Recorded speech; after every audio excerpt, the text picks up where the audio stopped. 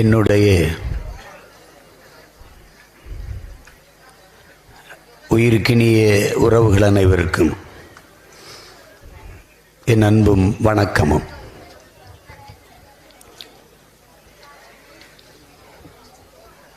நாம் தமிழர் கட்சி தொடங்கப்பட்டு அது இயங்கத் தொடங்கிய ஆரம்ப காலத்தில்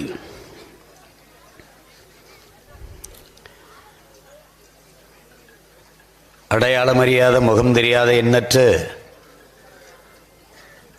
இளைஞர்கள், இன பற்றாளர்கள், இனம் சார்ந்த தமிழ் பிள்ளைகள் கவிதைகளாக, கட்டுரைகளாக,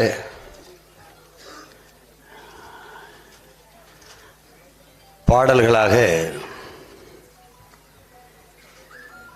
ஈழப்படுகொலையை, இனம் தாங்கி நிற்கிற வழியை பதிவு செய்தார்கள். அதிலே அவ்வப்போது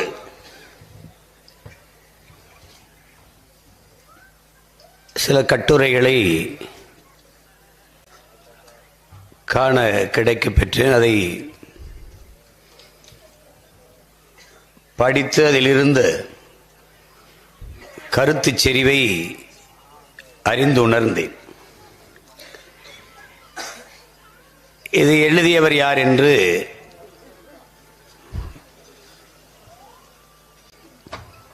விசாரித்தறிகிற போது படித்துக் கொண்டிருக்கிற ஒரு தம்பி என்று சொன்னார்கள். அவரை நான் சந்திக்க வேண்டும் என்று விரும்பினால் அதை எல்லோரிடத்திலும் என் விருப்பத்தை தெரிவித்தேன். அது சந்திக்க இயலவில்லை. ஒரு காலகட்டத்தில் அவர்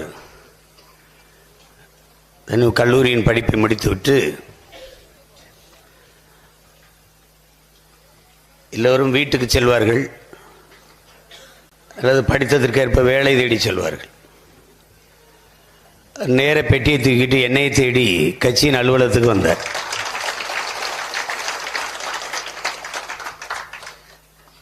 அந்த வந்தவர் தான் என்னுடைய அன்பு இளவல் இடும்பைவனம் கார்த்திக் அவர்கள். அவரோடு சேர்ந்து அதே காலகட்டத்தில் பெட்டியோடு வந்து என்னை சேர்ந்தவர் தான் என் அன்பு தம்பி சாரதி அவர்கள். இருவரும் பொறியியல் மாணவர்கள். அவர் சாரதி நிர்வாக பொறுப்பை எடுத்துக்கொண்டு இருந்து விட்டார். செந்திலும் அப்படித்தான். அவரும் கட்சியின் நிர்வாக பொறுப்பை எடுத்துக்கொண்டு இருந்து விட்டார்.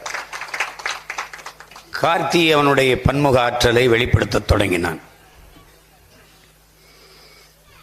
அவன்கிட்ட இருக்கிற எழுத்து வன்மை, பேச்சாற்றல். தொடக்கத்தில் பதற்றமடைவான், பேச்சுகள் திணறும்.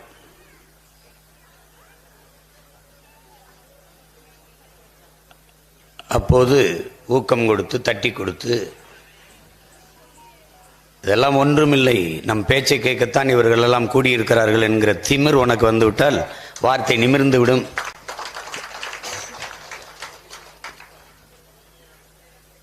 பலமுறை நான் சொல்லியிருக்கிறேன், இப்போதும் பதிவு செய்ய விரும்புகிறேன். ஒருவருக்கு உண்மையும் நேர்மையும் இருந்தால் தகுதியும் திறமையும் தானாக வரும். தகுதியும் திறமையும் இருந்து உண்மையும் நேர்மையும் இல்லை என்றால் அது துரோகத்தில் தான் முடியும். இதுதான் உலக வரலாறு. அப்படி உண்மையும் நேர்மையுமாக இருந்து தகுதியும் திறமையும் வளர்த்து கொண்டவன் என்னுடைய தம்பி கார்த்திக் அவர்கள். எனக்கும் பின்னால் வருகிற தம்பி தங்கைகளுக்கு, அவனுக்கும் பின்னால் வருகிற தம்பி தங்கைகளுக்கு அவன் ஒரு முன்னத்தி ஏறாக இன்று இருப்பது எனக்கு ஒரு பெருமையும் மகிழ்ச்சி.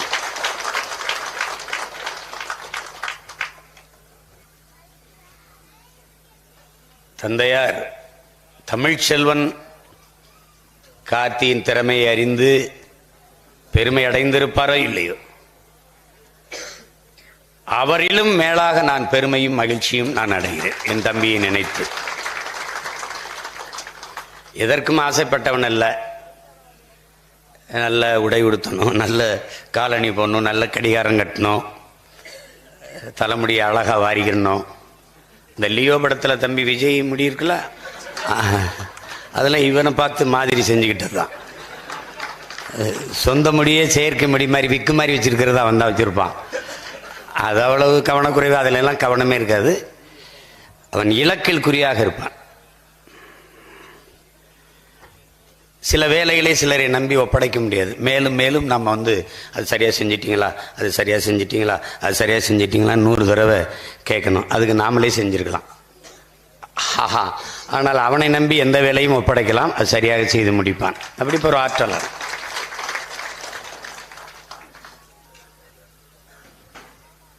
அப்போ இறந்த அன்னைக்கு வந்திருக்கணும். அன்னைக்கு வேறு போராட்டங்கள் தேதிகளை குறிச்சாச்சு. இது உடனே வர முடியல. எங்களுக்கு இறப்பு ஒன்றும் புதிதில்லை. லட்சக்கணக்கான மரணத்தை பார்த்ததுனால இதெல்லாம் ரொம்ப. ஈழத்தில் ஒரு தாய் ஆணிவேருங்கிற படம் எடுக்கும்போது தம்பி ஜான் மகேந்திரன், ஒரு ஈழத்திலே இருக்கிற ஒரு தாய் இறந்து போன குழந்தையை பார்த்து அழணும். அழுங்கம்மா அழுங்கம்மா அழுங்க, நல்லா கதறி அழுங்க, கதறி அழுகிறா, கதறி அழுங்க, நல்லா அழுங்க, வாய் விட்டு கதறி அழுங்க, நெஞ்சில் அடிச்சு அடிச்சு அழுங்க, நெஞ்சில் அடிச்சு அடிச்சு அழுகிறா. எடுங்க, எடுக்கிறாரு, கண்ணீர் வேறு வெள்ளு. திருப்பி கண்ணீர் சுரக்கிற ஒரு திறமை இருக்கு, அது கிளிசரின்னு ஆங்கிலத்தில். அதை ஊற்றுறாங்க. இது சின்னதாக ஒரு போத்தல் இருக்கும், சொட்டு சொட்டாக தான் விடும், கண் வலி மருந்து போல். அது வரலை, கண்ணீர் வரல. சரி, திறந்து நிறையா ஊற்றுங்க, கண்ணீர் வரல. ஏமா இவ்வளோ அழுகிறீங்க, உங்களுக்கு கண்ணீரே வரலை அப்படின்னு அந்த தாய் ஒரு வார்த்தை சொல்கிறா, அழுது அழுது கண்ணீர் சுரப்பி வத்தி போச்சுப்பா அப்படின்னு. அந்த தாயின் நிலைமையில் தான் தமிழ் பேரினம் இன்னைக்கு இருக்கு. அழுது அழுது எங்களுக்கு கண்ணீரே வற்றி போயிட்டு, காயம் பட்டு பட்டு இதயம் மரத்து போச்சு அப்படி. அந்த சூழ்நிலையில் இது வேட்பாளர் அறிமுக கூட்டம்லாம் இல்லை, நேரம் இல்லை. நான் இங்கே வர்றேன், எப்படியும் அப்பாவோட படத்தை திறக்க நான் வரணும். அதில் அங்கே இருக்கிற கட்சி பிள்ளைகளுக்கு இவங்கெல்லாம் தான் போட்டிடுறாங்க, கொஞ்சம் வேலை செய்யுங்க அப்படின்னு சொல்லிட்டு போயிடணும். இல்லைன்னா இவர் தான் வேட்பாளரா? யார் சொன்னது? சீமான் சொன்னார். இதில் கையெழுத்து போட்டிருக்க, இது அவரே போட்டதா இல்லை டிஜிட்டல் கையெழுத்தா? அவர் தானே. நானும் எங்கள் அண்ணனும் நிற்கிறதே ஒட்டு படம்ன்றேன். ஏன் இந்த இருக்காரு, நீ ஒன்று ஒட்டி எடுத்து போட ஏதே ஒன்று கருத்து. தமிழர்கள்ட்ட பஞ்சம் இல்லாத கருத்து தான். வெளிநாடுகள்லாம் இருந்து கணக்கில்லாத கருத்து. அப்படியே கொஞ்சம் காசை அனுப்பிட்டு கருத்தை அனுப்புனா நம்ம கையெடுத்து கும்பிடலாம், அருமையாக இருக்கு, உங்கள் கருத்தை மதிக்கிறோம். வெறும் கருத்து தான். அதை வச்சுக்கிட்டு என்ன செய்ய முடியும்? ஒன்றும் செய்ய முடியாது. தேர்தலுக்கு காசுக்கு என்ன பண்ணுறாரு சீமான்? வீட்டிலேருந்து வரும்போது 3 சிக்னல் இருக்குங்க, நிறைய சிக்னல் இருக்கு. மெயின் சிக்னல் பண்ணல, முதன்மையான நிறுத்தம் 3 இருக்கு. 3ல் நிறுத்தி சிக்னலில் என் மனைவி கையில் என்ன ஒன்று 10 ரூபாயா மாற்றி ஒரு 500-1000 ரூபாய் இந்த ஓட்டுநர் போயிருக்கிற பக்கத்தில் வச்சிடும். அது என் தம்பி தினேசருக்கு நல்லா தெரியும். சரக்கு நேரங்கி கொடுத்துருவான். என் வண்டி வந்தானே வேகமாக எல்லாம் வருவாங்க வரிசையா. எந்த முகம் நம்ம முகம் பூரா வட இந்தியன். வாய் திறந்து பிச்சை வைக்க முடியாது, ஏன்னா ஹிந்தி தெரிஞ்சிருமில்ல, ஹிந்தி பிச்சிருவான். இன்னும் கொஞ்சம் நாளில் பிச்சை எடுக்கிற வேலையும் நமக்கு கிடைக்காது போல் இருக்கு தமிழனுக்கு. வந்து இறங்கிட்டாங்க. கதையை ஜோலி முடிஞ்சு பிச்சை எடுத்தாது பொழைச்சிக்கிற ஒரு வாய்ப்பு இருந்துச்சு, அதில் முடிஞ்சு. அப்போ என்னை கேட்டாங்க. நான் வரும்போது சிக்னலில் பிச்சை எடுக்கிறான், என் தம்பி போடுவான், பக்கத்து இருக்கையில் நான் இருந்துக்கிட்டு செல்ஃபோனில் சிக்னல்னு ஒரு ஆப்பில் பிச்சை எடுக்கிறேன். அதே சிக்னல் பிச்சை தான். மாமா தேர்தல் ஒரு ஏதாவது பார்த்து கணிச்சு விடுங்க மாமா, ஏதோ போட்டு விடுங்க. பாப்பாப்ல இது வேற யாரா அண்ணே, அப்படியா ஐயாவுக்கு ஒரு ஃபோனை போட்டு விடு. சிக்னலில் தான். ஏன் மற்றதில் பேசுனா ஒட்டு கேட்டு சீமா பிச்சை எடுக்கிறான் பாருன்னு வெளியிட்டு விடுவான். போலீஸுக்கெல்லாம் வேலை என்ன? நான் யாரோட பேசுகிறேன், யாரோட யார் என் கட்சியில் யார் பேசுகிறா, இதை பதிவு பண்ணுறதாண்ணா. அதுக்கு தான் நாங்கள் பதிவு செஞ்செல்லாம் பயன் இல்லை. அலைபேசியில் பேசுகிறதான் பொது மேடையிலும் பேசுவோம். ரகசியம்னு ஒன்றுமே கிடையாது நாம் தமிழர் கட்சிக்கு. No secret. என்ன பேசுகிறோமோ அதான் செய்வோம். அவங்க சும்மா சொல்லுவாங்க, சொல்றதைத்தான் செய்வோம், செய்வதைத்தான் சொல்வோம். வந்துட்டோம். அதனால பிள்ளைகளை அறிமுகப்படுத்திட்டு வேலையை செய்யுங்க. ஒவ்வொரு ஊருக்கு வந்து வேலை பேசுறதுக்கு நேரம் இல்லை. ஏன்னா நம்ம ஆள் எப்போ எந்த நேரத்தில் அவருக்கு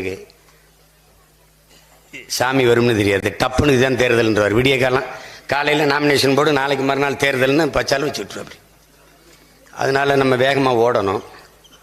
அதுக்காக தான் இந்த சின்ன அறிமுக கூட்டம். அதில் இங்கே என் தம்பி தங்கை எல்லாம் பேசுனதை நீங்கள் கவனிச்சிருப்பீங்க. இது பல ஆண்டுகளாக தேர்தல் வருது. அதனால எந்த மாறுதலும் வரலைங்கிறது தான் இருக்கிற யதார்த்த உண்மை. இந்திய நாடாளுமன்றம் அல்ல எங்கள் கனவு. ஆனால் நாடாளுமன்றத்திற்குள் தமிழ் தேசிய மக்களுக்கான உரிமை குரல் ஒலிக்க வேண்டும் என்பது எங்களுடைய கனவு, எங்களுடைய உரிமை. இவர்களைப் போல 60 ஆண்டுகளுக்கு மேலாக கட்சி நடத்தி ஆட்சியில் இருந்து 18 ஆண்டுகளுக்கு மேலாக இந்திய ஒன்றிய அமைச்சரவையிலே இருந்துவிட்டு இன்றைக்கு 39 பாராளுமன்ற உறுப்பினர்களை வைத்துக் கொண்டிருக்கிற இந்த சூழலில் மாநில உரிமைக்கான ஸ்டாலின் அவர்களின் குரல், பாசிசம் வீழட்டும், பாசிசத்தை வீழ்த்துவோம், இந்தியாவை காப்பாற்றுவோம் அப்படின்னு கிளம்பிட்டான். இது என்னது? இது திராவிட மாடல் அரசியல். பல காலம் கழிச்சு இப்பதான் மாநிலங்களுக்கான உரிமையை குரல் கொடுக்கிறாங்க. இப்ப முதல்ல அடிப்படையிலிருந்து கேள்வி, மாநில உரிமை எதது? என்னென்ன மாநில உரிமை? இந்த உரிமையெல்லாம் இப்ப யாரிடத்தில் இருக்கிறது? பறிபோய் விட்டது. யாருடைய ஆட்சி களத்தில்? பறித்து கொண்டு போனவன் எவன்? கச்சத்தீவு பறிபோனது எப்போ? கல்வி மாநில உரிமை, அது இந்திய ஒன்றியத்தின் உரிமையாக பொதுப்பட்டியலுக்கு போனது இப்போது. மருத்துவமனைகள் கட்டுவது, மின் உற்பத்தி, விநியோகம், இதெல்லாம் எங்கே? இது யார் காலத்தில் கொண்டு போகப்பட்டது? இந்த நிலத்தில் வளங்களை சுரண்டி கொடுக்கிற மீத்தேன், ஈத்தேன், ஹைட்ரோ கார்பன், இந்த பயோகாஸ், இதெல்லாம் யாருடைய காலத்தில் கையெழுத்தானது? அணு உலை இந்த 2 கட்சிகளுக்கு தெரியாமல் வந்து நட்டு வைத்து போனார்களா? மீத்தேன், ஈத்தேன் இவர்களுக்கு தெரியாமல் கையெழுத்து ஒப்பந்தமானதா? ஸ்டெர்லைட் இவர்களுக்கு தெரியாமல் வந்து கையெழுத்தாயா இங்கே கட்டப்பட்டதா? இந்த 2 கட்சிகளை தாண்டி யாராவது பொறுப்பேற்க வாய்ப்பு இருக்கா? இந்த உரிமைகளை எல்லாம் பறிகொடுத்தது யார்? தேர்தல் வரும்போது திடீரென்று உரிமை என்று பேச காரணம் என்ன? எப்படி இருக்கு? அது ஏன் தேர்தல் வரும்போது மீனவன் மேல பாசம் வருது, விவசாயி மேல பாசம் வருது? இந்த செத்த பணத்தை வச்சுக்கிட்டு அப்படியே உருகி அழுவான். அப்பா அடிக்கடி விட்டு உன்னை பார்க்காம சரியா பார்க்காம விட்டானாப்பா. எப்படி இருக்கு? அதே கதை தான் இங்க. உயிரோடு இருக்கும்போது சோறு தாம செத்தவனை பால் ஊத்தி அழுகிறது படையில் செய்யற பரதேசி கூட்டம் இது. அதை நம்பிக்கிட்டு இந்த தமிழ் சமூக மக்கள் இன்னும் என்ன மாநில உரிமை? மாநில உரிமை மீட்காம என்ன பண்ணீங்க?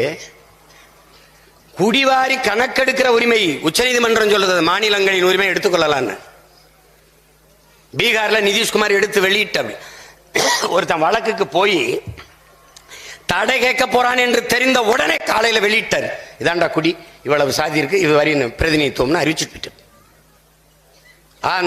ஆந்திரா எடுக்க போகுது, கர்நாடகா எடுக்க போகுது, ஜார்க்கண்ட் எடுக்க சொல்லி முதல்வர் உத்தரவு போடுறார்.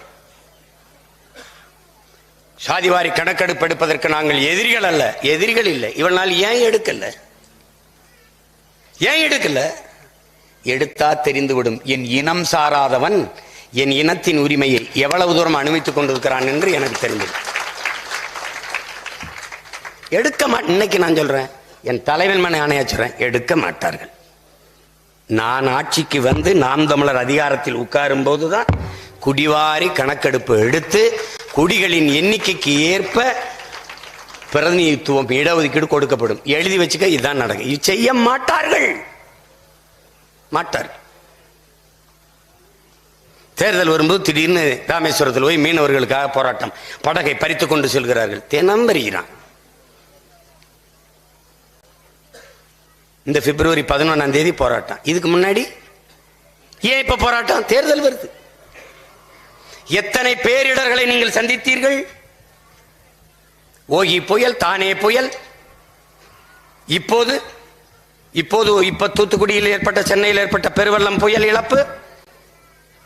என்றைக்காவது ஐயா முதன்மை அமைச்சர் ஐயா நரேந்திர மோடி அவர்கள் ஒரு ஆறுதல் குரல், இந்த துயர செய்தியை பகிர்ந்து கொண்ட செய்தி, அதற்கான ஒரு உதவித்தொகை, ஊக்கத்தொகை, நிவாரண அறிவிப்பு ஏதாவது நீங்கள் கேட்டதுண்டா? இல்லை, இல்லை. தூத்துக்குடி துப்பாக்கி சூடு வருந்தத்தக்க செயல் உண்டா? அந்த மக்களின் துயரத்தோடு நானும் அந்த துயரத்தை பகிர்ந்து கொண்டு அவர்களோடு நிற்கிறேன். ஒரு ஆறுதல் மொழி நீங்கள் படித்ததுண்டா? ஆந்திர காட்டுக்குள் 20 தமிழர்கள் சுட்டு சாகும் போது, இது கொடிய செயல். இந்த செயலை நான் கண்டிக்கிறேன். இது வருந்தத்தக்கது. ஒரு பதிவு யாராவது பார்த்ததுண்டா? இல்லை. ஆனால் விருதுநகரிலே ஒரு 4-5 நாளுக்கு முன்னாடி பட்டாசு தயாரிக்கிற இடத்துல வெடிப்பு வந்துட்டு, வெடிச்சு சில பேர் உயிரிழந்து விட்டாங்க. உடனே 2 லட்சம் ரூபாய் நிவாரணம் அறிவிக்கிறார் பிரதமர் நிதியிலிருந்து. ஏன்? அடுத்த மாசம் தேர்தல். இப்ப என்ன தெரியுது? தினம் தேர்தல் வரணும், அப்பதான் இவங்களுக்கு எங்க மேல பாசம் வருது, பற்று வருது.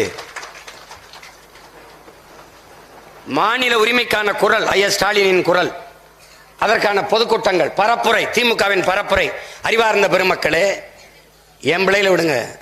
என் பேச்சை கேட்கிற திராவிட முன்னேற்ற கழகத்தை சார்ந்த என் உயிர்க்கினிய உடன் பிறந்தார்கள், பேரன்பு மிக்க பெற்றோர்கள், அரிய பெரிய தலைவர்கள், உரிமை குரலை கேளுங்கள். என்னது? என்ன உங்க ஆளுகள் பரப்புரை செய்கிறார்கள்? மகளிருக்கு 1000 ரூபாய் கொடுத்தோம், படிக்க போற பிள்ளைகள் கல்லூரி பெண்களுக்கு 1000 ரூபாய் கொடுத்தோம். உங்களுக்கு வந்துட்டதா? 1,05,00,000 மக்கள் 1000 ரூபாய் உதவித்தொகை. இதெல்லாம் மகளிர், இதெல்லாம் மாநில உரிமை.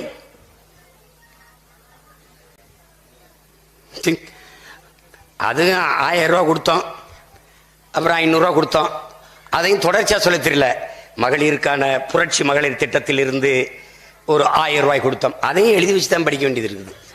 இந்த பயலுக்கு தான், இந்த பைத்தியக்காரங்க எங்களை படிக்க வச்சோம்னு இருக்கான். ஏய், பார்த்து படிக்கும்போதே 10 பிள்ளை படிக்கிற, பிள்ளையா படிக்கிற நீ என்னை படிக்க வச்சியாப்பா? இங்க வாப்பா. சரி, இந்த குலசாமி, இந்த சாமி கோயிலில் போய் நீ நேர்ந்துக்கிட்டா இவங்கெல்லாம் செத்து போயிடுவாங்கன்னா சத்தியமா போய் நம்ம நேர்ந்துக்கலாம். அது நடக்க மாட்டுது. அது நடக்க மாட்டுது. நம்ம சாமி அப்படி ஒன்றும் கற்றுக் கொடுக்க மாட்டுது. அன்பு காட்டுறா, கருணை காட்டுறா, இரக்கம் காட்டுறான்னு நான் எல்லாம் தான் காட்டுறேன், அவன் தான் வேற காட்டுறான். என்னத்தை காட்டுறது? நான் அவன் காரணையை காட்டுறேன், கடப்பாறையை நீட்டுறான். நான் எங்கே போகிறது? அவன்கிட்ட போயிட்டு ஏதோ ஒன்று நடந்துருச்சு. ஒன்று யாரு விட்டுட்டு போனாலும் போலைனாலும் நான் விட்டுட்டு போறதா இல்லை.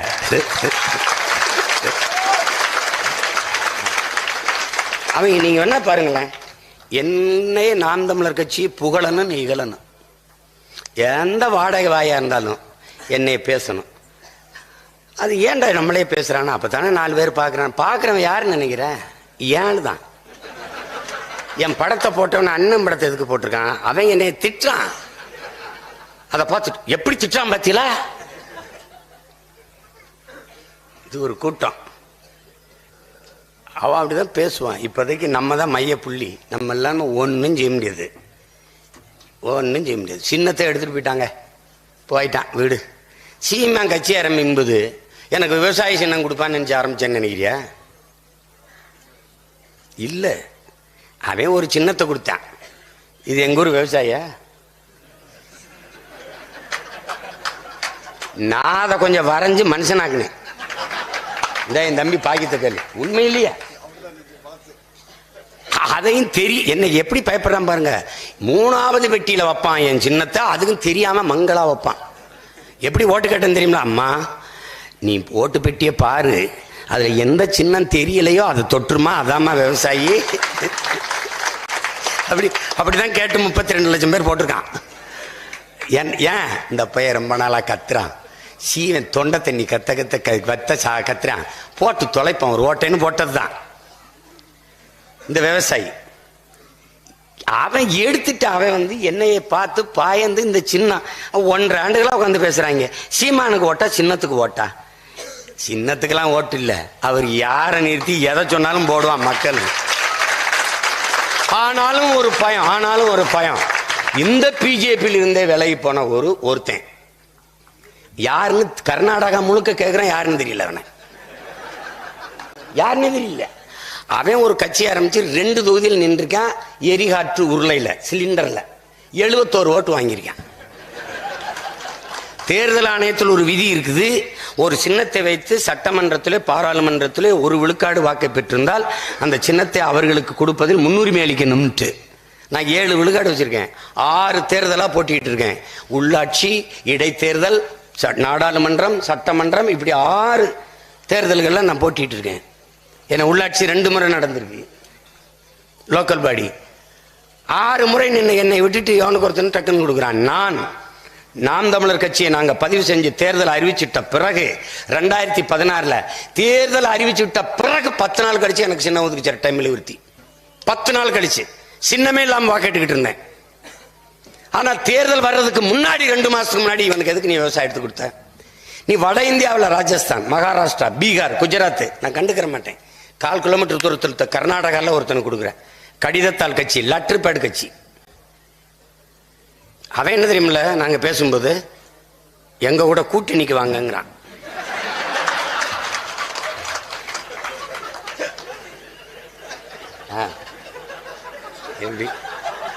ரொனால்டோ வாங்க பந்து விளையாடும் கூப்பிடும்போது போகாத என்னைய தெருவில் கோல் குண்டி அடிக்கிறப்ப வாங்க 2 பேரும் விளையாடுவோம்னா ரெடே கோவப்பட்டு அடிக்க முடியாது. இவனெல்லாம் கொண்டுட்டு ஜெயிலுக்கு போகிறதுக்காக நம்ம ஆத்தாப்பு கஷ்டப்பட்டு படிக்க வச்சு வளர்த்தாங்கிற மாதிரி ஒரு மனநிலை வரும் பாருங்க. போடா டே போடா போடா போடா அப்படின்னு அந்த மாதிரி அவன் எங்களை கூட்டணி கூப்பிடுறாங்க. அது எப்படி இருக்கு? எங்கள் தமிழ்நாட்டில் போட்டிடுறீங்களா? நம்ம தம்பி ஒருத்தர் போட்டியிடலை, அங்கே யாராவது போட்டியிடுற மாதிரி ஆள் இருந்தால் ஒரு 2-3 பேரை பிடிச்சி கொடுங்க. அவன் வேலையே எனக்கு எதிராக செய்யணும்னு இருக்கான். அதெல்லாம் ஒரு பிரச்சனை இல்லை. இந்த சின்னத்தை எனக்கு கொடுக்காம நீ இருந்துரு பார்ப்போம். நீ என்கிட்ட தப்பிக்கவே முடியாது, நீ எனக்கு தந்துதான் தீரணும். அது ஒன்றும் பண்ண முடியாது. நான் கேட்கறதுக்கு நீ நீதிமன்றத்தை பதில் சொல்லித்தான் தீரணும். எதன் பொருட்டு கொடுத்தாங்க அதுக்கு பதில் இருக்க போறதில்லை. டாக்ஸ் கட்டியிருக்கணும், வரி கட்டியிருக்கணும், 3 முறை கட்டியிருக்கேன். அவன் கட்டியிருக்கானா? இல்லை. நீ எப்படி அவனுக்கு எடுத்து கொடுத்த? என்னகிட்ட இருந்து அதை என்னைய ஒரு 10 நாளா இப்ப தம்பியெல்லாம் சின்ன வரைகிறதா வேணாமான்னு வரைஞ்சி நீ பாட்டுக்கு போ. ஒரு தேக்க இருக்குல்ல, அதை எனக்கு கொடுக்கணும்னு நினைக்கிறாங்க. அதுல இப்படி அநியாயமா வஞ்சித்து அந்த சின்னத்தை எடுத்துட்டு போயிட்டாங்கிறவனை திட்டுறதுக்கு பதிலா சின்னத்தையே காப்பாற்ற முடியல, இவர் என்னத்தை நாட்டை காப்பாற்ற போறாரு அப்படின்னு. உன் வீட்டுல முதல்ல ஒரு கிண்ணத்தை காப்பாத்துறாடே, என்னை சின்னத்தையே இவர் இப்படி நாட்டை காப்பாத்துவாரு. செத்து போன அநியாயமா அப்படி செத்து போயிட்டா டே, நீ எல்லாம் என்னடா அப்படின்னு என்னைய செத்தவனை வெட்டினவனை விட்டுவிட்டு செத்தவனை போட்டு ஒரு ஆள் என்னடா அப்படி செத்து போய் கிடக்குற, வெட்டினவனை விட்டுறது. சின்னத்தை தூக்கிட்டு போனவனை திட்டாம ஏண்டா அவரோட ஆண்மகனா இருந்தா நேரம் நின்று நீ கத்தி வச்சிருக்க நானும் கத்தி வச்சுக்கிறேன், நீ கடப்பாறை வச்சிருக்க நானு, நீ கோடாரி வச்சிருக்க நானும் கோடாரி, நீ எல்லாத்தையும் காலி மாதிரி 6 கைக்கு ஒரு அருவா வச்சுக்கிற, நான் வெறுங்கையோட நிக்கணும்ன்ற. சரி வாடா வெறுங்கையோட மோதுவோம் வா. அது முக்கியம் இல்லை. என் தம்பி தங்கைகளுக்கு, என் உடன் பிறந்தார்களுக்கு, என் அன்பு பிள்ளைகளுக்கு சொல்வேன், நீ தனி மனிதனை தலைமை ஏற்கக்கூடாது, தத்துவத்தை தான் தலைமை ஏற்கணும்.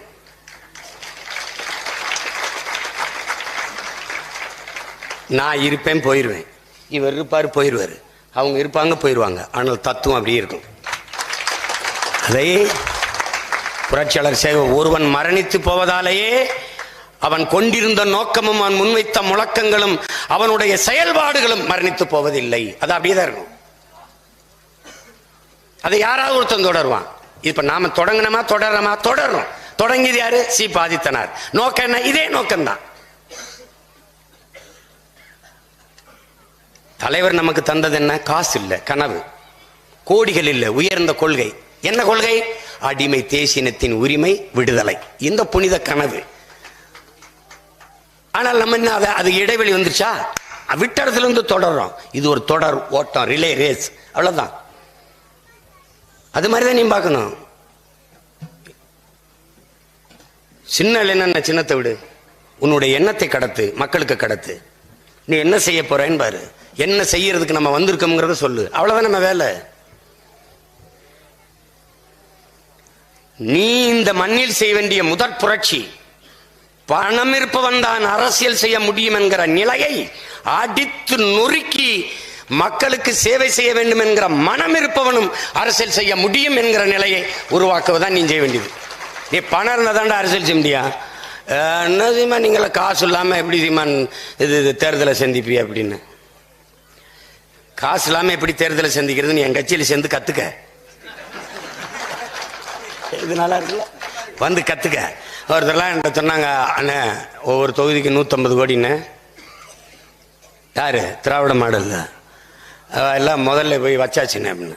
நான் கேட்டேன், எனக்கு மட்டும் சொல்றா, ஒரு தொகுதியில் எங்க வச்சிருக்கீங்கன்னு மட்டும் சொல்லு. அதெல்லாம் பிரிச்சு பிரிச்சு அங்கங்க ஒரு பிரிச்சதை காட்டுறா.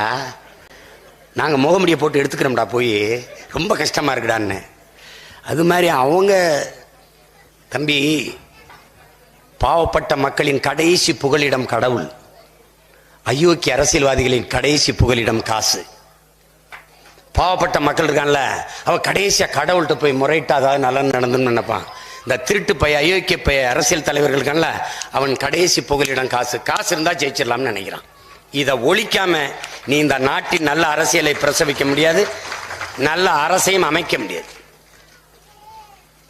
அதற்கான தொடக்கத்தினால்தான் என்ன சொல்றோம். இப்ப நம்ம ஐயா எடப்பாடி பழனிசாமி என்ன முழக்கம்? தமிழர்களின் உரிமை மீட்போம், தமிழ்நாட்டை காப்போம். இதுதாங்க தமிழ் தேசியம். நாங்க இவ்வளவு நாள் பேசி வந்தோம்ல, இதுதான். இப்ப என்ன தெரியுமில்ல, நம்ம பிஜேபியின் பி டீம், நம்மளுடைய பி டீம் யாரு? அதிமுக.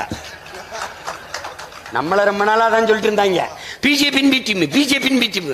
நமக்கு ஒரு பி டீம் இருக்கியா? அதிமுக. நம்ம என்ன இவ்வளவு நாள் பேசிட்டு வந்தோமோ அதை பேசுற. அப்படி தமிழர்களின் உரிமை மீட்போம். ஏன்கள் நேத்தங்கட்சி ஆரம்பிச்சு இப்பதான் தேர்தலை நிக்க போறாரு. 4.5 வருஷம் அமைச்சராக இருக்கும்போது இது ஒரு தடவை சொல்லல. தமிழ்நாட்டை காப்போம். அதுதாங்க நாங்க சொல்றோம். எங்களை பாசிஸ்ட், செப்பரேட்டிஸ்ட், ஆன்டி இந்தியன், அப்பத்தா இந்தியன், சின்னத்தா இந்தியன், இதெல்லாம் எங்களை போட்டான். இதைத்தான் சொன்னோம். இதே வசனம் தாங்க, இதே வசனம் தான். இதுல இருந்து என்ன தெரியுது? எங்கள் எச்சில் இல்லாம இங்க எவனும் கட்சி நடத்த முடியாது. நாங்க பேசுறத நீ பேசியாங்க. தமிழ் தேசிய அரசியல் என்பது எழுச்சியுறுது, மலர்ச்சியுற்று, கிளர்ச்சியுற்று, புரட்சிகரமாக எழுந்து வளர்ந்து வருதுங்கிறது கண்கூடு. அதனால எல்லாம் நடுங்கிறாங்க, அச்சப்படுறாங்க. என்ஐஏ ரைடு எதுக்கு வருது? என்ஐஏ ரைடு சொல்லு. கோடி கோடியா எங்கிருந்த பணம் வருது சீமானுக்கு? எல்லாரும் தான் நம்பனா? கோடி கோடியா வருது. எங்கிருந்தோ வருது, எங்கிருந்தோ வருது, கண்டுபிடிச்சிட்டான். அப்படியே எங்கிருந்து வருதுன்னு கண்டுபிடிக்க முடியல. கோடி கோடியா பணம் வருது இல்ல, நாங்க வச்சிருக்கோம்ல. ஏன் வருமான வரித்துறை சோதனை வரல? ஏன் அமலாக்கத்துறை சோதனை வரல? எதுக்கு என்ஐஏ வருது? தேசிய புலனாய்வு முகமை வருது. எதுக்கு வருது? தேசிய புலனாய்வு. 2 வருஷத்துக்கு முன்னாடி ஓமலூர்ல யாரோ ஒருத்தன் இது வளைவழியை பார்த்து குண்டு செய்யறதுக்கு முயற்சி பண்ணியிருக்கானா. அவனை போய் பிடிக்கும் போது அவனுடைய அலைத்தொடர்புல ஜெர்மன்ல இருந்து சீலன் ஒருத்தன் பேசியிருக்கான். அந்த வீணா போன நாய் நம்ம கட்சியில் இருக்க எல்லா பிள்ளைகளோடும் பேசியிருக்கு. 4-5 பேர்ல பேசியிருக்கு. முருகன் ஒன்று பேசியிருக்கு, கிருகன் ஒன்று பேசியிருக்கு, சீலன் ஒன்று பேசியிருக்கு. இவன் போய் மதிக்கிட்ட சீலன் உனக்கு தெரியுமா? ஆமா, ஆமா தெரியும் தெரியும், கன்னியாகுமரியில் எங்க மாவட்ட செயலாளர் ஒரு சீலன் இருக்காரு. ஐயோ இவன் ஜெர்மன்ல இருக்கான்னு தெரியுது இல்ல உனக்குதான் எல்லா நாட்டிலையும் தூதரங்கள் இருக்குல்ல. நீ தான் அகில உலக சிங்கம் ஆயிடுச்ச, நீ தான் பெரிய கிங்காங்க ஆயிடுச்சு. அவனை கூப்பிட்டு இந்த சீலங்கிறவனை தூக்கிட்டு வந்து இங்க வச்சு விசாரிச்சா சொல்ல போறான். ஒரு சின்ன ஒரு இது எதுக்கு என்னைய போடணும், துறை வீட்டில் எதுக்கு போடணும், எதுக்கு விஷ்ணு வீட்டில் போடணும், எதுக்கு மதிவான வீட்டில் போடணும், ஏன் போடணும், எதுக்கு இந்த பாலாஜி மாதிரி சின்ன பசங்க வீட்டில் போடணும். சீமானை நோக்கி கணக்கில்லாத இளைஞர்கள் இளம் பெண்கள் படையெடுத்து அணியணியாக போறார்கள். இதை தடுக்கணும். அதுக்கு என்ன வழி இருக்கு? ஒன்னும் வழி இல்லை. குறுக்க மதில் சுவரே கட்டினாலும் ஏறி குதிச்சு போயிடுவாங்க. போயிடுவான். மண்டைக்கிட்ட முட்டியாவது பேத்தெறிஞ்சிட்டு போயிடுவான். அவனை என்ன பண்றது? தடுக்க வழி கிடையாது. அப்ப என்ன பண்றது? அச்சப்படுத்தணும். என்ன பண்ணணும்? சீமான் கூட நீ போனி என்றால் இந்த மாதிரி என்ஐஏ ரைடு வரும். பிரிவினைவாத கட்சி அதை தடை செய்து விடுவார்கள். அந்த கட்சி 24க்கு மேல இருக்காது, அது அழிந்து விடும். அதை அப்பதான் தெரியுது ரொம்ப பேர் ஆசைப்பட்டு இருக்காம இருக்கு நம்மளை கல்யாணம் பண்ணிக்கிறதுக்கு. சொல்லுவான்ல, நிறைய பெண்கள் ஒருதலையா காதலிச்சுட்டு இருந்திருக்காளுகடா நம்மளை அப்படிங்கிற மாதிரி நிறைய பேர் ஆசைப்பட்டுக்கிட்டு இருக்கான். என்னை எப்படியாவது காலி பண்ணிடணும், அது தடை செஞ்சு விடுவார்கள், அது தீவிரவாத கட்சி, பயங்கரவாத கட்சி அப்படின்னு. எங்க உன் குச்சி எங்கப்ப? எதற்காக நடத்தப்பட்டது என்பதை என் தம்பி தங்கைகள் தெரிஞ்சுக்கணும். என் உறவுகள் அச்சப்படக்கூடாது. இந்த மாதிரி ஒரு சோதனையை நடத்தி அதை செய்தியாக்கும் போது 10 நாள் இந்த மாதிரி கருத்து உருவாக்கம், அது தடை செய்யப்படும், தீவிரவாத பயங்கரவாத கும்பல்களோட தொடர்பு, அது இதெல்லாம் பேசும்போது பயம் இல்லாமல் ஒரு தம்பி வர்றான். என் தம்பி வர்றான், கார்த்திகே வர்றான்னா அவன் வருவான். ஆத்தா தடுக்கும், அப்பா தடுப்பாரு, சித்தப்பா தடுப்பாரு, உறவினர் தடுப்பாரு. வேணாம்ப்பா, எதுக்குப்பா, அந்த கட்சியை தேவையில்லாம போலீஸ் கீலீஸ் எல்லாம் தேடி வரும். அச்சப்படுத்தும் போது வரதை நின்றும். அதுக்குத்தான் இப்ப நாங்க என்ன முடிவெடுப்போம்? பயப்படுகிறவன் எங்கள் படைக்கு சரியா வரமாட்டான். எங்க தலைவன் எங்களுக்கு கற்பித்தது அச்சத்தை கைவிடு, இல்லை என்றால் லட்சியத்தை கைவிடு. நீ எல்லாத்துக்கும் பயந்தனா எதையும் சாதிக்க முடியாது. பயப்படுறவன் என் படைக்கு எதுக்கு இப்போ?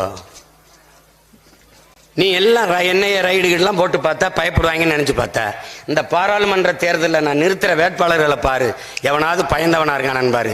அதிகம் படிச்சவன் பூரா என் கட்சியில வேட்பாளராக நிற்கிறான். எப்படி? 13 மருத்துவர்கள் மட்டுமே போட்டு 13 பேர் மருத்துவர்கள். பாரு, நீ வேட்பாளர் அறிமுக கூட்டத்தில் பாரு, அன்னைக்கு தெரியும் உனக்கு. இதெல்லாம் அச்சப்படுற படையா? அஞ்சுவதும் அடிபணிவதும் தமிழர் பரம்பரைக்கே கிடையாது என்று புரட்சி முழக்கத்தை எங்களுக்கு ஊட்டி வளர்த்த உலக பெரும் தமிழின தலைவன் பிரபாகரனின் பிள்ளைகள் நாங்கள். இந்த அச்சுறுத்தல் அது இது அருவா கோடாரி மண்வெட்டு வெட்டுக்கே அஞ்சாத நாங்க நகத்தை வச்சு கிரி விட்டா பயந்துருவோமா என்ன? சுகமா இருக்குன்னு தூங்கிடுவோம்.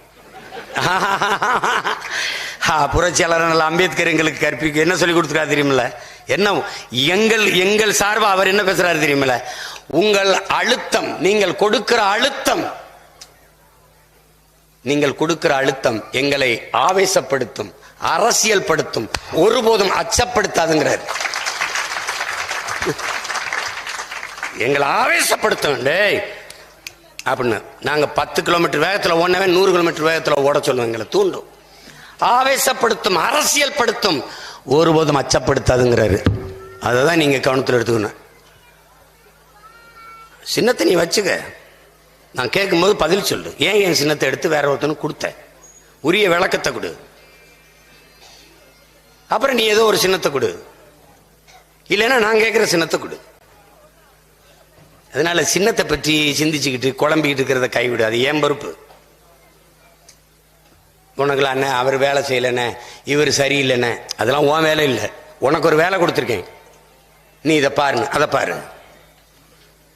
அவன் வேலையை பாரு, கொடுக்குற வேலையை செய்ய. ஐயா கருணாநிதி அறிவாலயத்தில் ஒரு இலக்கிய கூட்டம் நடந்தது. அப்போ நம்ம திமுக தான் நாங்கள் இருந்தோம். அப்போ போய் முன்வரிசையிலேருந்து ஐயா பேசுகிறாருன்னா போயிருப்போம். அப்போ ஒரு ஐயா ஒரு இது சொன்னார். ஒரு ஓவியன் ஒரு அழகான பெண் உருவத்தை வரைஞ்சிக்கிட்டு இருக்கும்போது அப்போ ஒருத்தன் வந்து பார்த்துக்கிட்டு இருந்தவன், இந்த கால் செருப்பை விட இந்த செருப்பு சின்னதா இருக்குன்னு சொல்றான்.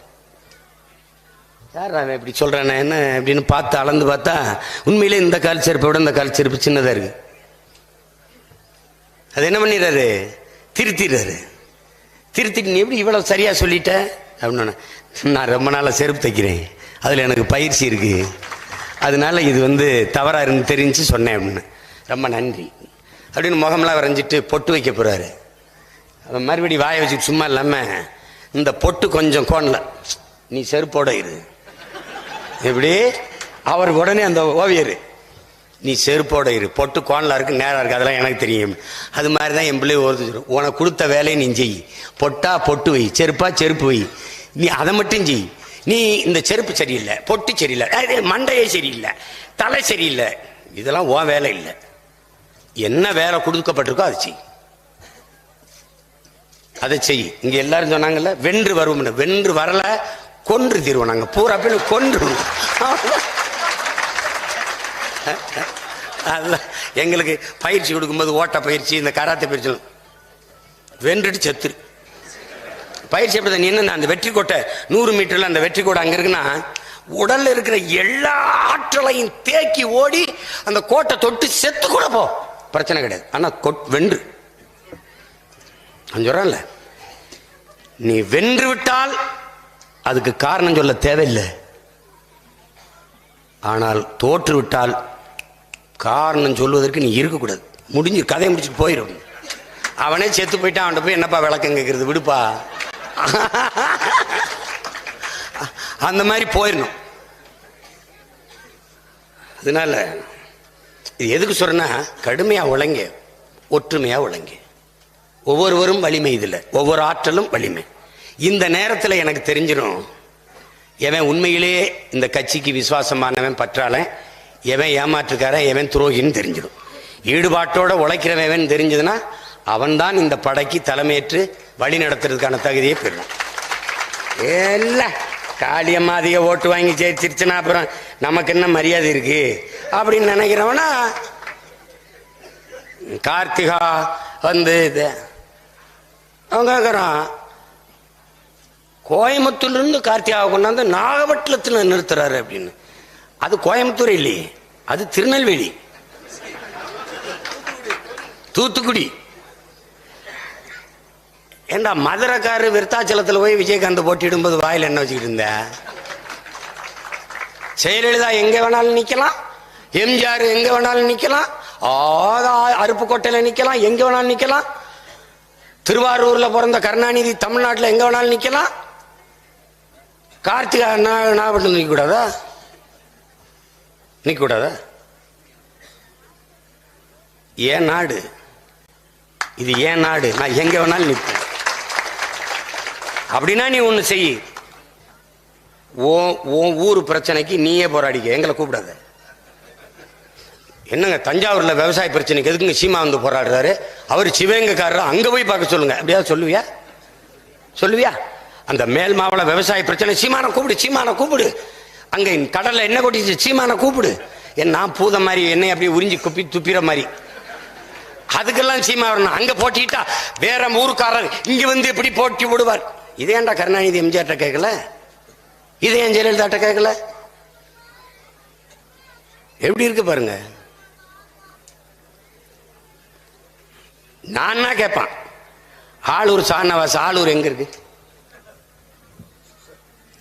நாகர்கோயில்ல ஒரு ஊர். அவர் நாகப்பட்டினத்தில் சட்டமன்றத்தில் நிற்கும் போது போட்டு போட்ட அவங்களுக்கு ஏதோ பிரச்சனைங்க. என்னை பார்க்கும்போது அவங்களுக்கு ஏதோ பிரச்சனை.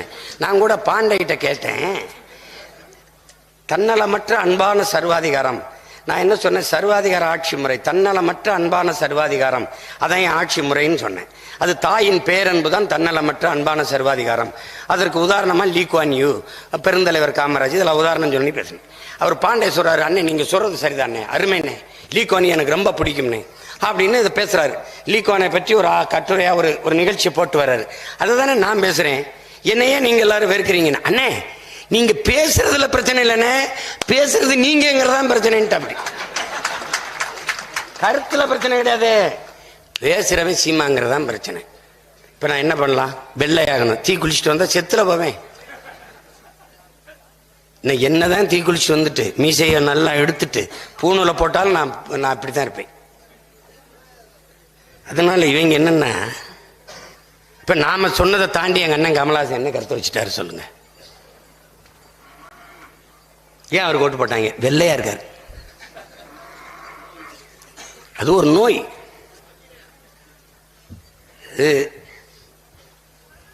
அதனால இந்த சின்னத்தை பற்றி அதை பற்றிய கவலைகளெல்லாம் நீங்க தூக்கி விடுங்க. வேலை செய்யுங்க, ஒற்றுமையா வேலை செய்யுங்க. என் தங்கச்சி மயிலாடுதுறை வெள்ளனுங்குது, காளியம்மா மயிலாடுதுறை வெள்ளனுங்குது. இங்கே இன்னொரு தங்கச்சி நாகப்பட்டினம் வெள்ளனு, இன்னொரு தம்பி தஞ்சாவூர் வெள்ளனுங்கிறான், ராஜேஷ் திருச்சி வெள்ளனுங்கிறான். ஒவ்வொருத்தரும் அவரவர் இலக்கை நோக்கி நீங்க பாயுங்க. அப்படிங்கும் போது மொத்தமாக நம்ம 40 தொகுதிகளிலும் வெல்லணும். உங்களுக்கு பலமுறை அண்ணன் சொல்லியிருக்கிறேன், நாம் பொறுக்கு விதை மரபினர்கள். தோட்டத்தில் தோட்டம் முழுக்க கத்திரிக்காய் இருக்கும், தோட்டம் முழுக்க வெண்டைக்காய் போட்டிருப்போம், வெண்டைக்காய் தோட்டம் முழுக்க நாங்கள் முருங்கை செடி வளர்ப்போம்.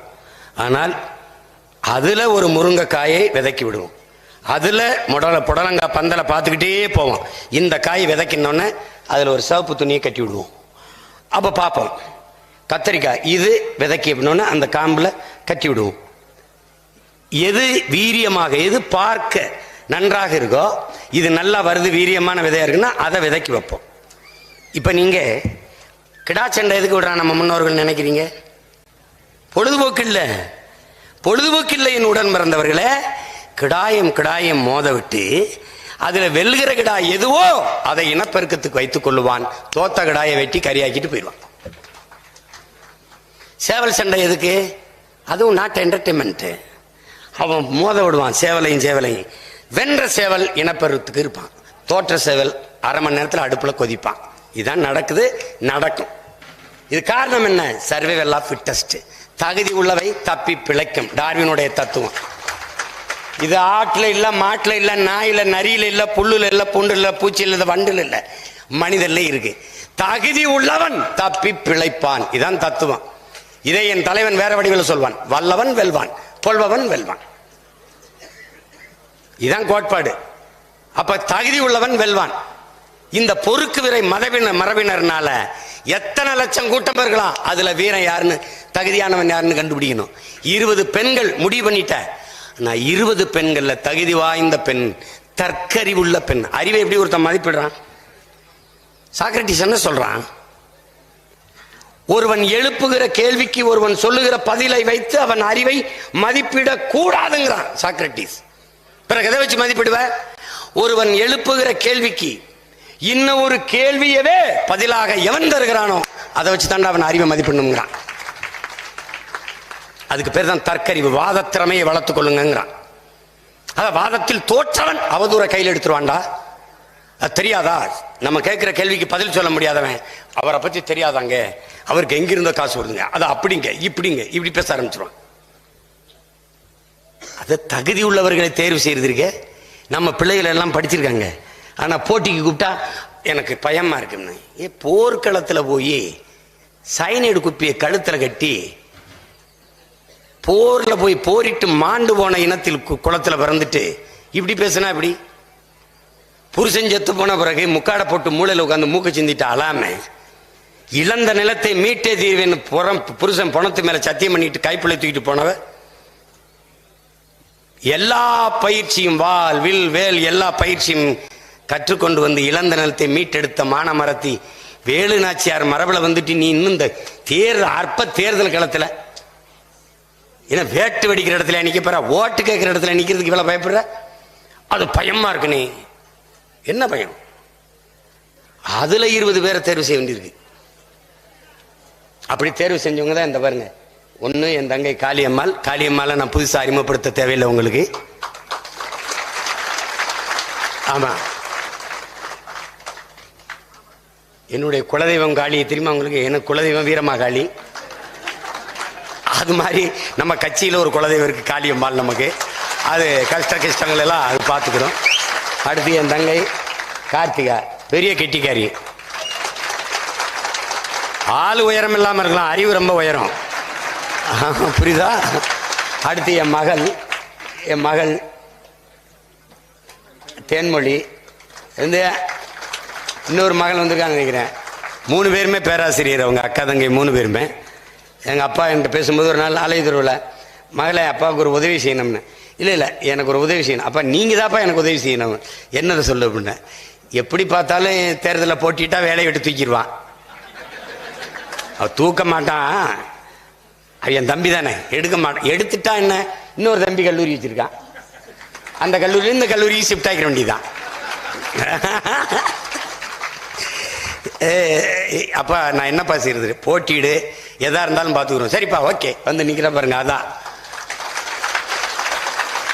ஒண்ணுதான் என் பிள்ளைகளுக்கு சொல்லுவேன், எது ஒன்றையும் இழக்க தயாராக இல்லாதவன் பெரிதொன்றை அடைய முடியாது. வேலை போட்டோம், இதான் முதல் வேலை, இதுதான் முதல் வேலை. அந்த வேலைக்கு தன்னை அணியப்படுத்தி கொண்டு வந்து நிற்கிற என் மகளுக்கு என்னுடைய வாழ்த்துக்கள். அது ஒன்றும் இல்லை. இப்போதான் நாம் தமிழர், இவன் என் தம்பி இருக்கான்ல ராஜேஷ், ஜல்லிக்கட்டில் அவனை அறியாதவங்க நீ இருக்க முடியாது. அவனுக்கு தனிப்பட்ட முறையில் அவன் மேலே எனக்கு வருத்தம். போன தேர்தலில் நிற்க சொன்னேன், நீ இந்த யோசிச்சுறேன்னு நேரம் போயிடுச்சு, வேற ஆள் நிறுத்திட்டான். அப்போ இந்த வாட்டி பார்த்துட்டு போகலான்னு, பார்த்துட்டுலாம் போகாத, போய் நில்லுன்னு. அப்போ வலுக்கட்டாயம் உங்களுக்கு ஒரு 2 கோடி கொடுக்குறேன், அப்படியே போட்டியிருந்து நம்ம கட்சிக்கு வாங்க, நம்ம மேடைக்கு வாங்கன்னா போகாத சிங்கமாக இருக்கணும். அதான் முக்கியம். இங்கே எனக்கு பணத்தை விட என் இனம் முக்கியம், அதன் மானம் முக்கியம் நினைக்கிற வீரர்கள் தான் இந்த களத்துக்கு சரியா வருவான். நீங்கள் 40 பேரை மேடையில் பார்க்கும்போது, அண்ணன் இந்த 40 பேரை தேர்வு செய்ய என்ன பாடுபட்டிருப்பேங்கிறத எனக்கு பக்கத்தில் இருந்து பார்த்தவங்களுக்கு தான் தெரியும். இந்த பெரம்பலூருக்கு மட்டும் ஒரு 15-20 பேரை தேர்வு பண்ணி அதனால என்கிட்ட செந்தமிழ்ல வாழ்த்து வாங்கின பிள்ளைகள்லாம் நிறைய இருக்கிறான்.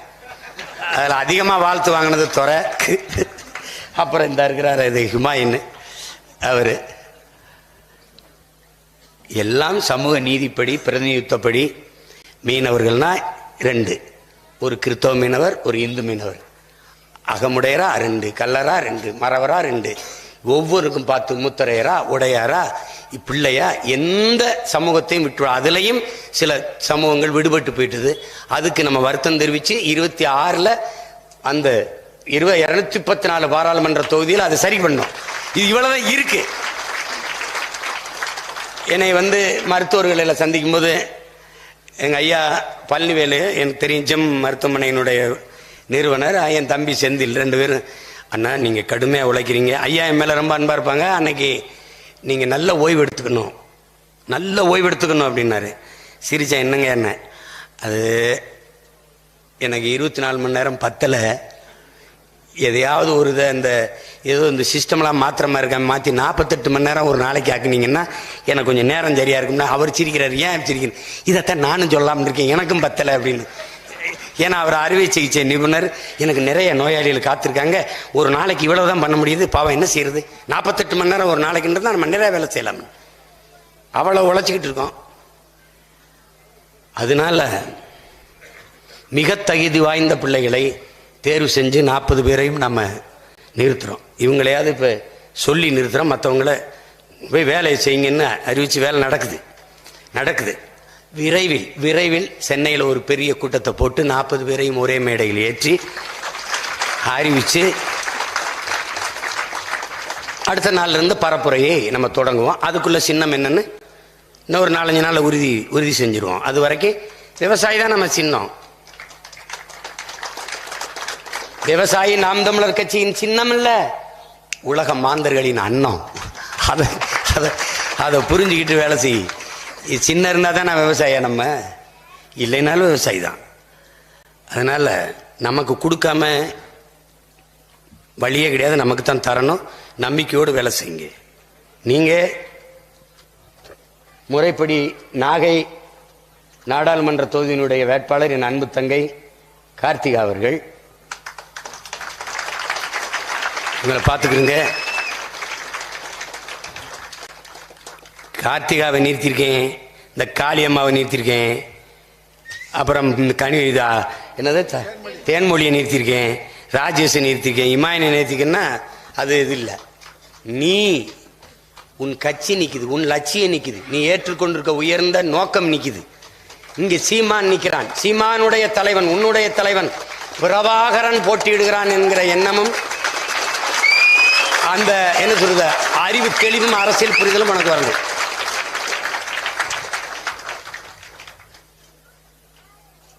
தலைவர் சொன்னார்ல, உட்காருங்க, தலைவர் சொன்னார்ல, நான் சாகலாம், நாம் செத்து விடக்கூடாது. அதனால சேகுவாரா சொல்றால, நான் கொல்லப்படலாம், நான் சாகடிக்கப்படலாம், ஆனா என் லட்சியத்தை ஒருவனாலும் சாகடிக்க முடியாது. அது மாதிரிதான் நீ, இது ஆளு, இது உருவம், இது ஆண், இது பெண், இது பேரு மறந்துரு. நீ காளியம்மாவுக்காக வேலை செய்யறன்னு நினைக்காத. நீனும் அவளும் ஏற்றுக்கொண்டிருக்க உயர்ந்த தத்துவத்துக்காக வேலை செய்யணும் என்கிற தலை நிமிர்வோடு துணிவோடு வேலை செய்யணும். நீ கார்த்திகாவுக்காக, நீ தேன்மொழிக்காக, ராஜேஷுக்காக, இமாயனுக்காக வேலை செய்யல. நீ 13 ஆண்டுகளாக அடைகாத்த புனித கனவு இருக்கு, அடிமை தேசியனத்தின் உரிமை, அதன் விடுதலை. அதற்கு முன்பு பல ஆயிரம் ஆண்டுகளாக நமது முன்னவர்கள் தூக்கி சுமந்த கனவு. சேர சோழ பாண்டியர்களுக்கு பிறகு இந்த நிலத்தை நாம் ஆளல. ஆண்ட நமது மூதாதைகளும் இந்தியர், திராவிடர். அவனுக்கு இந்த நோக்கம் கிடையாது. தமிழ், தமிழர் உரிமை, நிலம், வளம், மக்களின் நலம், இது எதுவும் கிடையாது, அவங்களுக்கு கிடையாது. அப்ப இந்த கனவோடு வந்திருக்கிறது இந்த தலைமுறையில் நாம் தான். நாம் விட்டுவிட்டால் இன்னொரு தலைமுறை எழ வாய்ப்பில்லை. நம்மையே இந்த பாடுபடுத்துறான். இவ்வளவு வரையும் வலிமையாக நின்று சண்டை செய்கிற துணிஞ்ச பிள்ளைகளே எதற்கும் அஞ்சாத. சிறையா போட்டுப்பாரு, வழக்கா போட்டுப்பாரு, சண்டையாவா மோதி பார்ப்போம். அப்படி நிக்கிறவனே இந்த வருத்து வாரான்னா இன்னொரு தலைமுறை என்ன பண்ணுவான்? நம்ம பிள்ளைகள் எப்படி நின்று போராடும் நினைக்கிறியா? சொல்லு. ஈழத்துல சின்ன சின்ன பதாகைகள், சின்ன சின்ன குழந்தைகள் கேட்பது போல இருக்கும். இந்த போரை அக்கா, அண்ணா, சித்தப்பா, பெரியப்பா, மாமா, அத்தை, இந்த போரை எங்களுக்கும் கையளிக்க போறீர்களா என்று கேட்கிற மாதிரி பதாகை வச்சிருந்தார் தலைவர். அதேதான் உங்ககிட்ட கேட்கிறேன். இந்த கொடிய சூழலை, இந்த ஊழல் லஞ்சம் ஊறி திளைத்த இந்த நிர்வாகத்தை, இந்த கேடுகட்ட நிர்வாகத்தை, தீண்டாமை, சாதிய இழிவு, மது, மத போதை, இந்த நிலத்தின் வளத்தை, மக்களின் நலத்தை கெடுக்கிற இந்த முறையற்ற நிர்வாகத்தை, இந்த கேடுகட்ட பணநாயகத்தை, இந்த இழிவான அரசியலை, வாழவே முடியாத சூழலில் இருக்கிற இந்த பூமியில் உங்கள் பிள்ளைகளை அப்படியே விட்டு விட்டு போகிறீர்களா? இந்த பொறுப்பை, இந்த கடமையை, இந்த சுமையை அவர்களுக்கு கையளிக்க போறீர்களா? இல்லை நீங்களே வென்று முடித்து உரிமை பெற்று விடுதலை பெற்று பெருமையோடு வாழ்கிற பூமியாக, வாழ்கிற இனமாக வைத்து அதில் உங்கள் பிள்ளைகளை விட்டு விட்டு செல்ல போறீர்களா? இதான் உங்களுக்கு முன்னாடி இருக்கிற கேள்வி. அது கவனமாச்சு. மற்ற கட்சிகள் மாதிரி இல்லது. மற்ற கட்சிகளுக்கு லட்சங்கள் முக்கியம், நாம் தமிழர் கட்சிக்கு லட்சியம்தான் முக்கியம். அதை கவனத்தில் வச்சு, அவனுங்களுக்கு கோடிகள் முக்கியம், உனக்கு நீ கொண்டிருக்க உயர்ந்த கொள்கை தான் முக்கியம். அதை கவனத்தில் வச்சு செய். நீ அந்த வேலை செய்ய மாட்டேன், இந்த வேலை செய்ய மாட்டேன், அவர் சரியில்லைன்னா நீ என்ன? இப்போ இவர் சரியில்லை, நான் சரியில்லை, காளியம்மா சரியில்லை, அப்போ நான் காளியம்மாவை நிறுத்துறேன், நான் தானே சரியில்லை? நீ என்ன நேரடியாக சொல்றதுக்கு உனக்கு துணிவில்லை? என்ன வேட்பாளர் போட்டிருக்க? ஒரு தடவை என்கிட்ட கேளுறா, கேளு. அங்க உட்காந்து கட்டுரை எழுதுற ராத்திரிக்கு 2 மணிக்கு 2 மணிக்கு. இவரெல்லாம் நான் பார்த்ததே கிடையாது. இவர் ஒரு போராட்டத்துக்கு கூட வரவில்லை. நான் கேட்டேன், உன் மூஞ்சியை நான் பார்த்தது கிடையாது, நீ நீ நீ உன்னையும் எந்த போராட்டத்திலும் பார்த்தது இல்லையே அப்படின்னு. வேலை செய்ய விருப்பம் இருந்தாலும் வேலை செய்யுங்க, இல்லைன்னா விலகி நில்லுங்க, விலகி நில்லுங்க. எனக்கு வேண்டியது எண்ணிக்கை இல்லை, சிறந்த எண்ணம் கொண்ட சில பேர்கள் போதும். 10 பேர் 15 பேர் போதும்.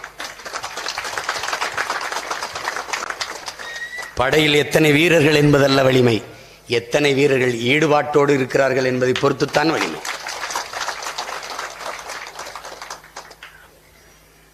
வெல்லுங்க, வென்றுட்டு எதிர வந்து நில்லுங்க, இல்லைன்னா எங்கேயாவது செல்லுங்க.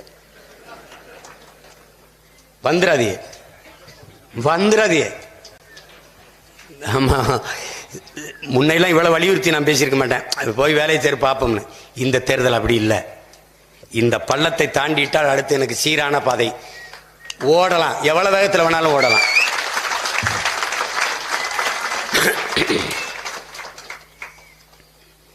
நாம் தமிழர் பிள்ளைகள் போல ஒற்றுமையாக உறுதியாக நின்று உழைக்கிறதுக்கு இந்த நாட்டில் அரசியல் கட்சி இல்லைன்னு நீங்க காட்டணும். காசு இருக்கு இல்லைனாலும் நான் பல முறை சொல்லிட்டேன். வேட்பாளர்கள் எல்லாம் மூடு காலனி ஒரு கேன்வாஸ் மாதிரி ஒன்று விற்கிது, அதை வாங்கி மாட்டிக்கணும். அது சேலையோ வேட்டியோ பேண்ட்டோ போட்டுக்கணும். எல்லாம் மோர் கலக்கி வச்சுக்கணும். எல்லாம் மோர் அல்லது இந்த எலுமிச்சம்பழத்தை தண்ணியில் கழிச்சு நாட்டு சர்க்கரை கொஞ்சம் கல் உப்பு கலந்து வச்சுக்கணும். வாளியில் வச்சுக்கணும், தண்ணி வச்சுக்கணும். எல்லாம் வச்சுக்கிட்டு இல்லைன்னா பானக்கம் எப்படி கலக்குறதுன்னு தெரியுமில்ல, கருப்பட்டி மிளகா இந்த புளி இதை கரைச்சி வச்சுக்கணும். வச்சுக்கிட்டு அந்த வெயில் நேரங்களில் குடிச்சிக்கிட்டே இருக்கணும். சரியாக 11 மணி வரைக்கும் வேலை செஞ்சுட்டு வந்துடுங்க, ஓய்வு.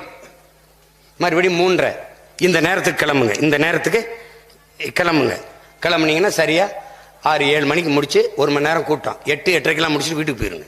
சிற்றூர்களில் போய் விடிய அப்படி நேரம் கிடைக்கும், மேடை கிடைக்கும். இந்த மேடையில் பேசினமே விட்டு 2 மேடை கழிச்சு இன்னொரு மேடையில் பேசலாம். நீ அதே தான் பேச போற. ஒன்றும் சாக்ரட்டிஸும் நீ பெர்னாட் சாவும் கிடையாது. விட்டு தொலை. எல்லா மேடையிலையும் நான் பேசணும்னு நிற்காத. எந்த பாடையா இருந்தாலும் ஏறி படுக்க ஆசைப்படாத. உனக்குன்னு ஒரு பாடம் இருக்கு.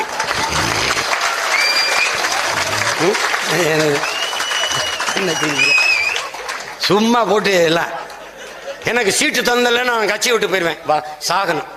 நான் முதல்ல சாவேன். என்னை கூட்டிட்டு போய் நான் போயிடுவேன். சொல்றா பாப்போம். அவர் படையில சொன்னான்லடா, அவன் தம்பி படையில ஒரு தடவை ஒருத்தன் சொல்றா சொல்லு. ஒரு தடவை ஒருத்தன் சொல்லு. அவர் படையில சொன்னாப்பா. முதல் கரும்புலி அங்கேற்கனியிலிருந்து என் தம்பி இளங்கோ வரைக்கும், அனுராதபுரத்தை அடிச்சு தகர்த்த இளங்கோ வரைக்கும் 10 ஆண்டுகள் என்னை கரும்புலியாக சேர்த்துக்க. கரும்புலின்னு என்ன? என்னை சாகிறதுக்கு அனுப்பி 10 ஆண்டுகள் கடிதம் எழுதி இந்த தலைவன் மனதை கரைத்து அவன் கரும்புலியானார்.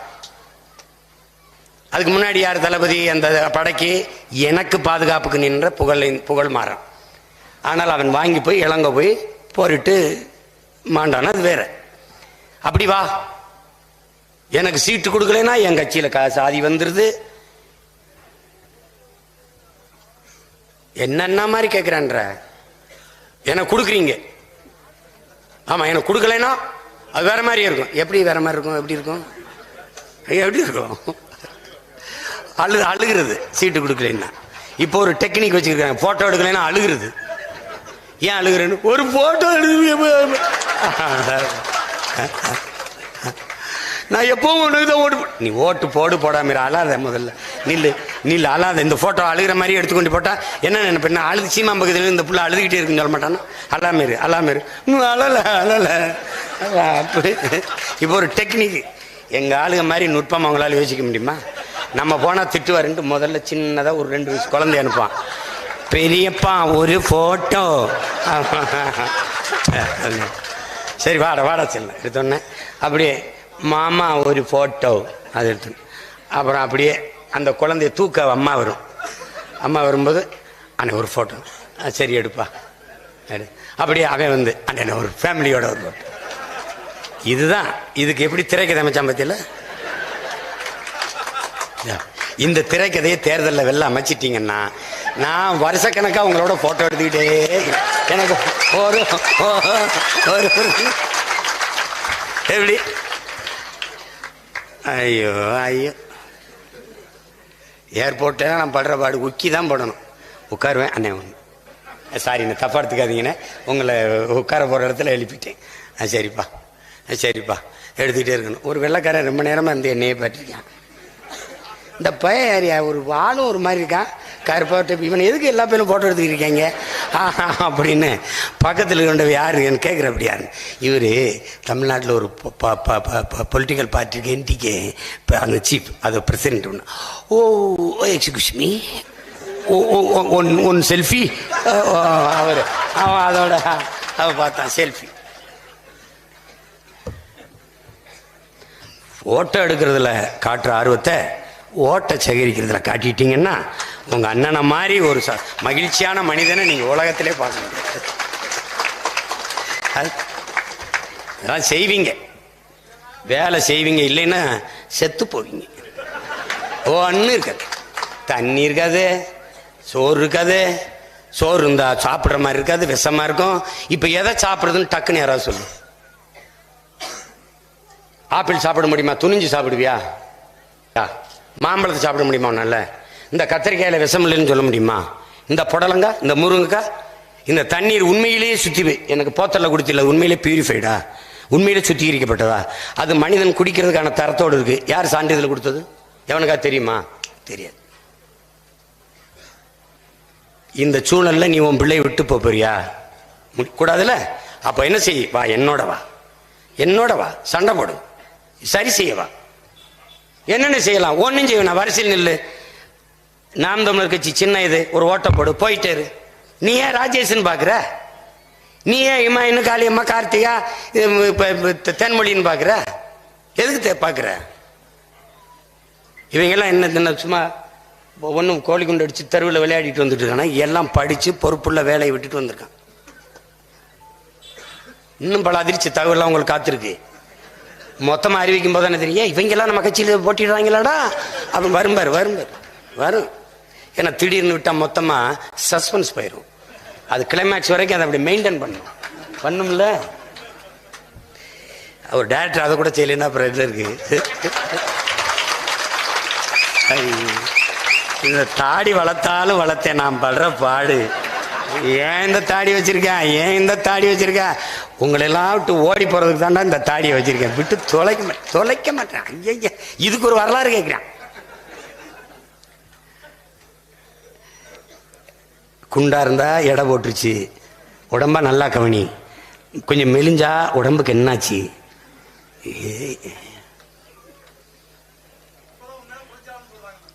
அப்பத்தியா இவ்வளவு காலம் நான் விதைச்ச கருத்துல வராத இந்த வளத்தை இந்த இதுல வந்துருக்கு.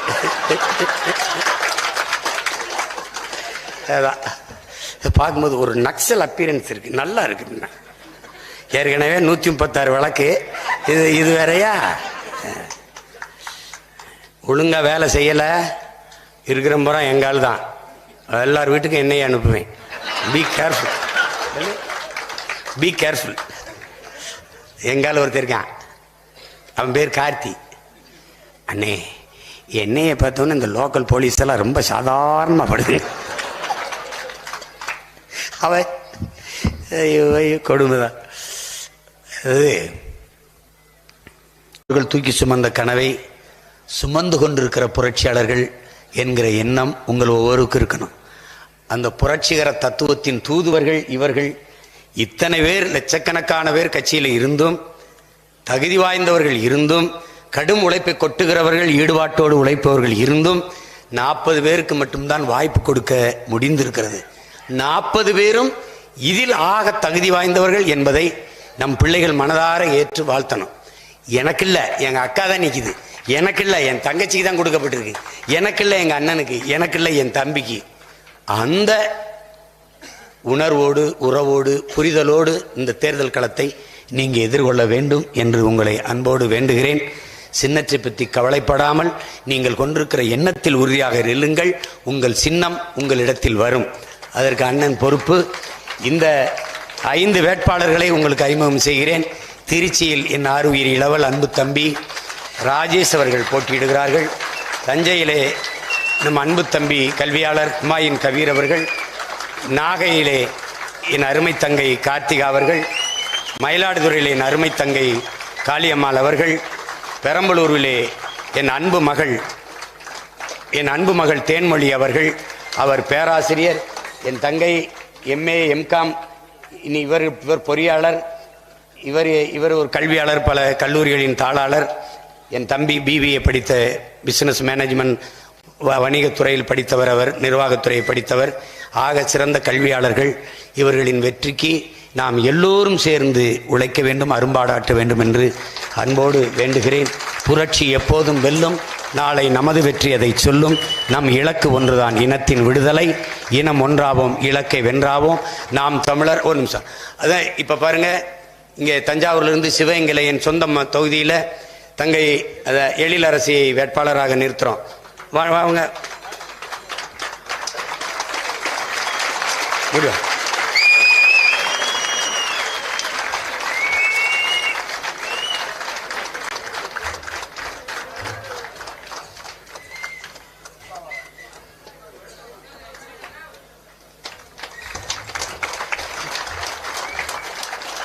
எழிலரசி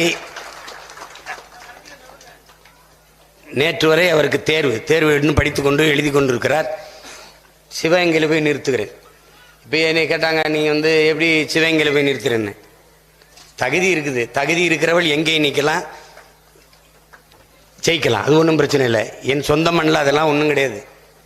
யாரும் அதெல்லாம் பார்க்கக்கூடாது. திறமை இருக்கா, தகுதி இருக்கா, அதுதான். ஆகச்சிறந்த தகுதியான பிள்ளைகளை தேர்தலில் நிறுத்தி இருக்குது. இந்த இதில் அவ்வளவு பேரும் வெற்றி வேட்பாளர்கள். எழிலரசி அவர்கள் என்னுடைய சொந்த மாவட்டமான ஊரான சிவகங்கை நாடாளுமன்ற தொகுதியின் வேட்பாளராக களத்திலே போட்டியிடுகிறார்.